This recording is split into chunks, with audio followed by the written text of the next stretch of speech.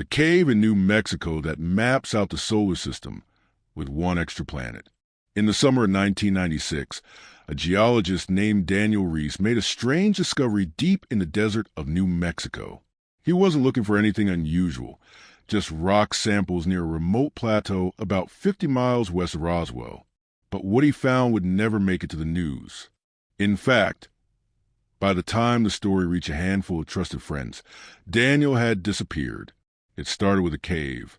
From the outside, it looked ordinary, a dark slit in the side of a sandstone cliff, partly hidden by thorn bushes and thyme. Daniel noticed it while tracking a dried-up creek bed. He marked it on his map and decided to return the next day with better gear. Inside, the cave ran about 50 feet before opening into a smooth, round chamber, unlike anything he had ever seen in nature. The walls were perfectly curved, almost polished, and gave off a faint metallic shimmer in the light of his headlamp. Then he saw the carvings, thousands of them. They weren't petroglyphs or tribal markings.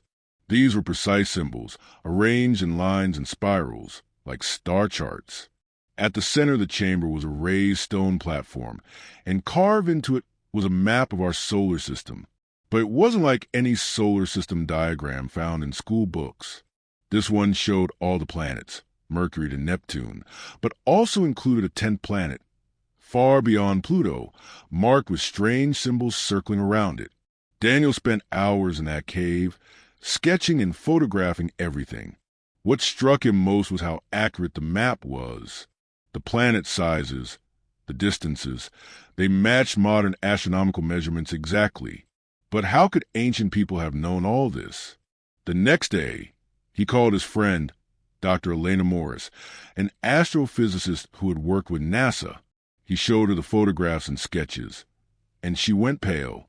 This isn't ancient," she said, barely able to speak. "These are gravitational coordinates. This data is recent." She explained that the position of the mystery planet on the carving, what she called Planet X, matched recent, classified simulations run by a group of astrophysicists investigating unexplained gravitational forces in the Kuiper Belt. The strange thing was, those simulations weren't public. Only a few researchers inside NASA and certain military agencies even knew about them.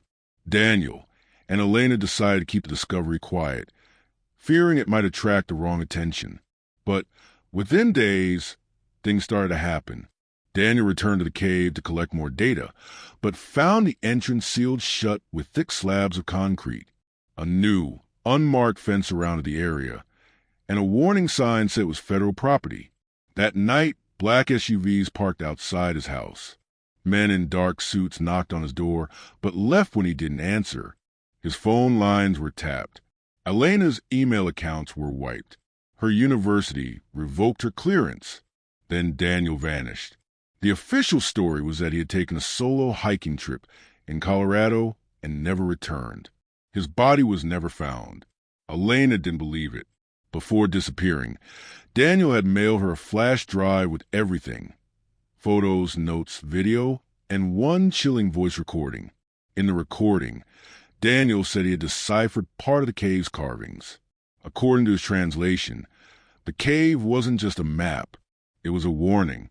The 10th planet, Planet X, wasn't natural. It was moving in a way no planet should, accelerating, changing course, like it was controlled. Elena tried to go public, but every journalist she contacted refused to run the story. Some were threatened, others just ignored her. She became paranoid, moved constantly, and eventually dropped off the grid. Years passed. Then in 2019, a strange object entered the solar system. Astronomers called it Oumuamua, a cigar-shaped rock from interstellar space. But some scientists privately said it changed direction mid-flight, as if it were navigating. Government agencies dismissed it, of course. But Elena believed it was connected. She believed Planet X wasn't a planet at all. It was a ship massive, ancient, and sentient. And the cave in New Mexico, that wasn't made by humans. It was left behind by them, beings who had visited Earth long ago, before recorded history. The carvings were a map and a countdown. The last line Daniel translated said, "When the sky shifts and the 10th returns, the earth will be judged." Elena vanished in 2021. Her last known location was in Nevada, near another rumored underground facility. Today, the cave is still sealed. Officially, it doesn't exist. The area around it has been absorbed into restricted military land. Satellite images of the location are always blurry or missing. Some say it's just a conspiracy, a desert myth, but some NASA data analysts claim that something massive is approaching our solar system, something that defies explanation. And whenever the data gets too clear, the numbers vanish. Reports are deleted. The scientists who speak up are silenced or fired.